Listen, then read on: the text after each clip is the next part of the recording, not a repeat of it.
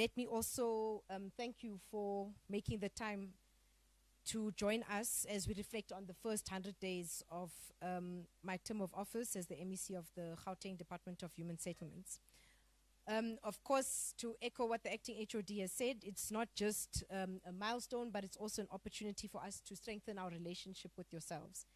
You are definitely a vital partner in the work that we do.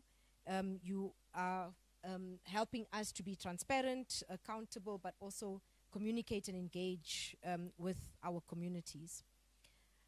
So for us, it's crucial. For me, it's crucial because you definitely also serve as a bridge between government and our citizens.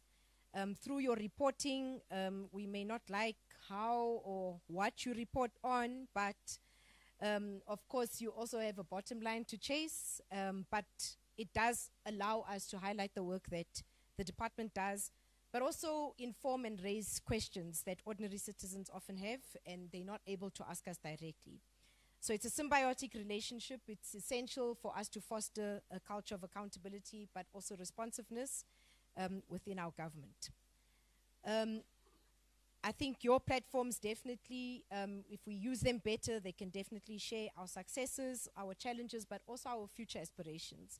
And together we can amplify the voices of our communities and ensure that the needs of our residents are prioritized. So what have we been doing since the start of the administration in the past 100 days?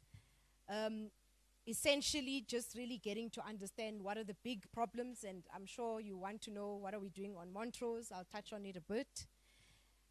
But just looking comprehensively at what are we doing per development corridor, what are we doing in the south, in the west, here in the central corridor, but also in the east and the north.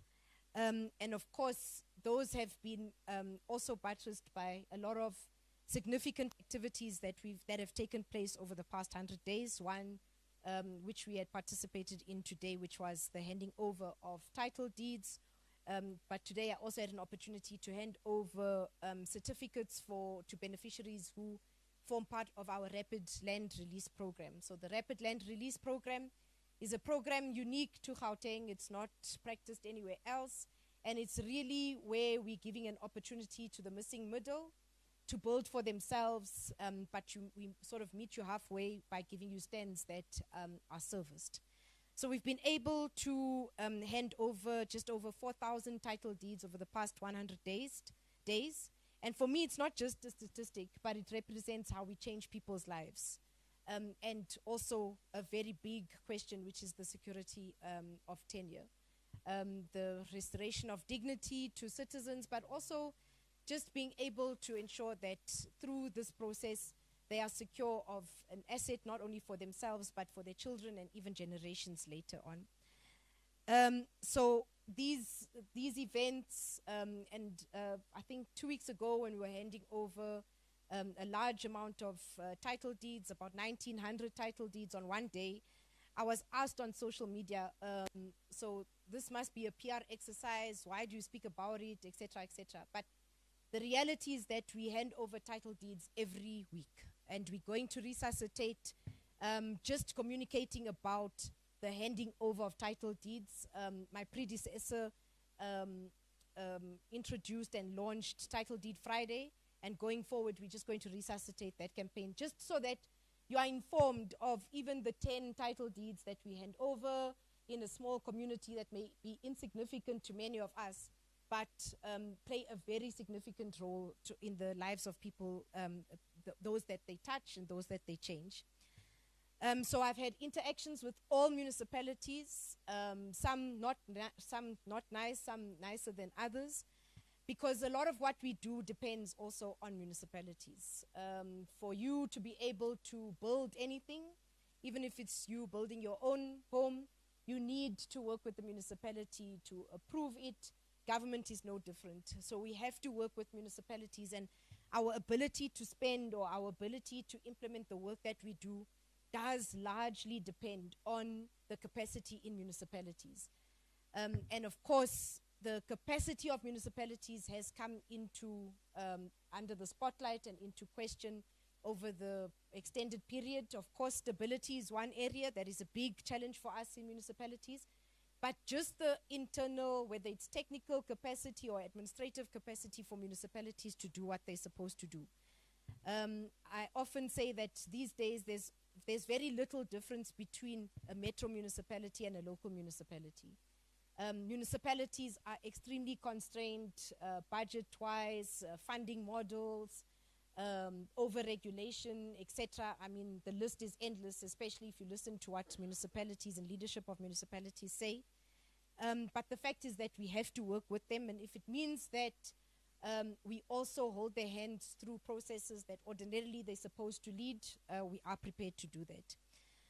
So let me speak a little bit about, so we've got mega projects. Our mega projects, again, spearheaded here in Gauteng.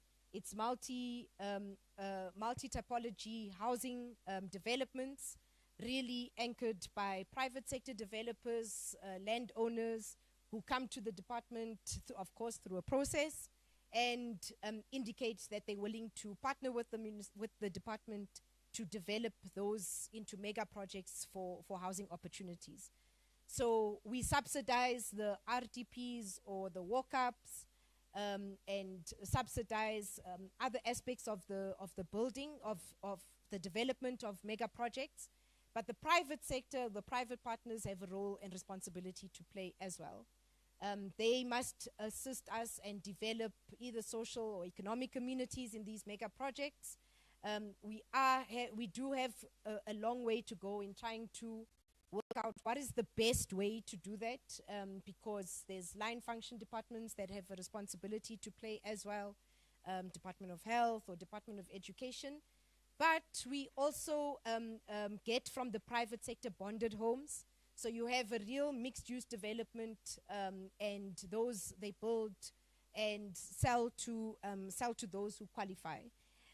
So it really gives impetus to the meaning of a new human settlement post-apartheid, where people of diverse backgrounds and even across the economic divide reside in a area or a node in a municipality. So one of our big mega projects that has been in the news, thanks to many of you and many of you who are not here, is Montrose. So what do you want me to tell you about Montrose is that we have not spent 11 billion rand at Montrose. That's the first thing. So, so mega projects are supposed to, at the end of their development, be worth X amount of money. And Montrose, had it gone well according to plan, at the end of the development, it would be worth 11 billion. So that's both the contribution of government, the private sector, business, etc., and different investors investing. So what have we spent? We've spent just under 500 million. How does government work in the infrastructure space? We pay for work done. So there's no payment of work that was supposed to have been done and somebody ran away with it. No, you build, you invoice us, we quality assure the work, and we pay for work done. So the under 500 million that we've spent on Montrose since inception is for what you see on the ground and what you can't see underground, the bulk infrastructure. And what are we going to do? So where are we currently? Currently, we've had to unfortunately terminate the contractor. They are undergoing liquidation. They have got quite a lot of problems that impact our ability to move forward. And what are we going to do going forward? So we have to safeguard our investment. And first prize for us. How we do it is that we'll have to look at the law.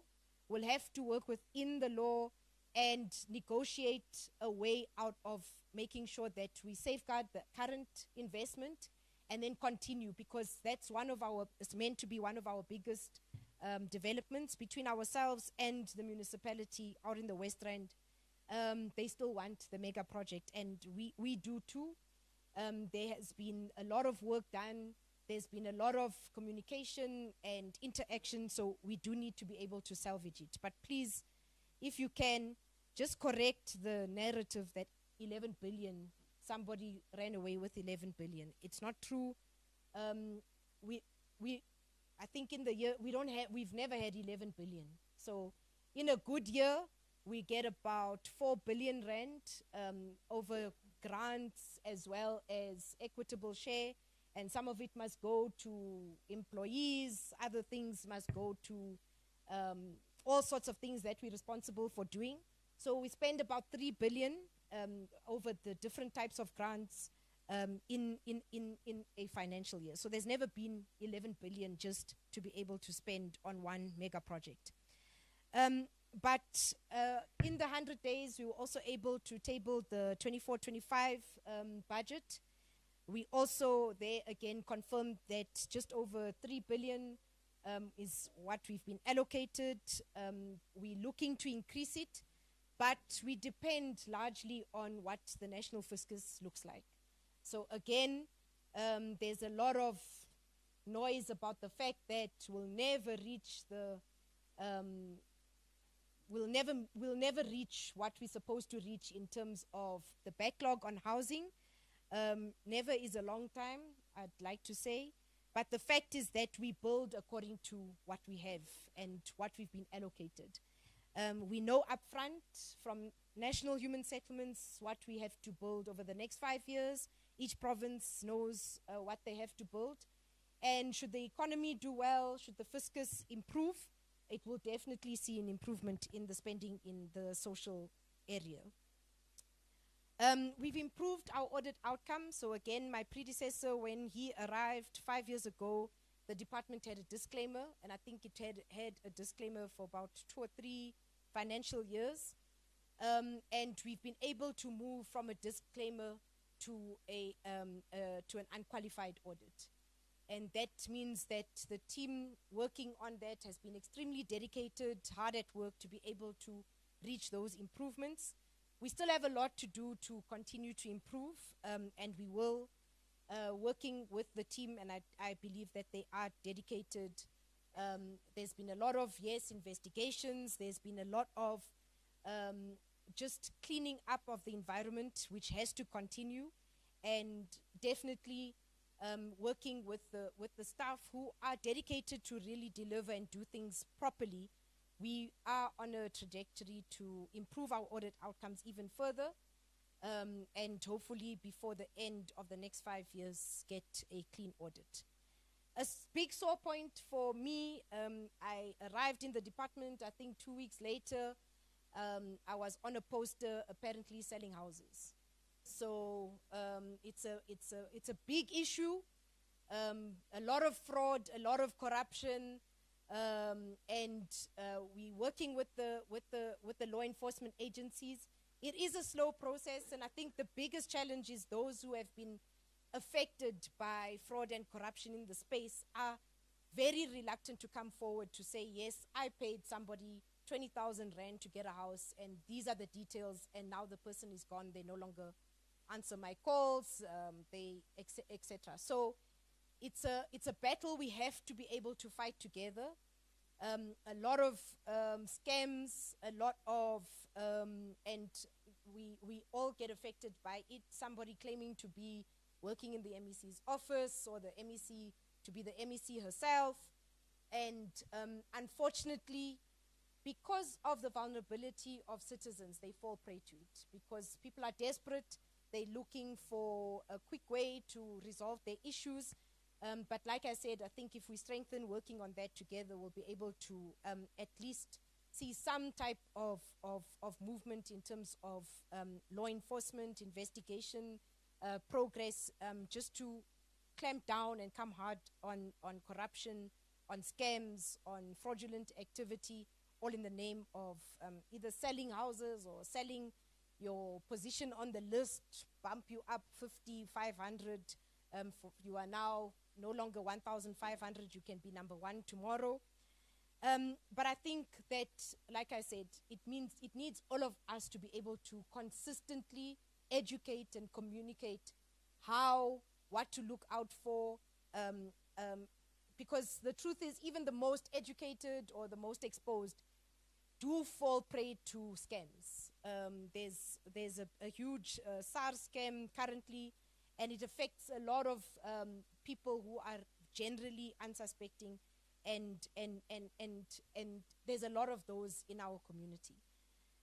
So yes, I've worked with all the municipalities. We've had an opportunity to interact with the National Department of Human Settlements. We've had an opportunity to make input into some of the policy reforms. A big area of policy reform, or let me say legislative reform, is the PI Act. It affects us extremely badly here in Gauteng.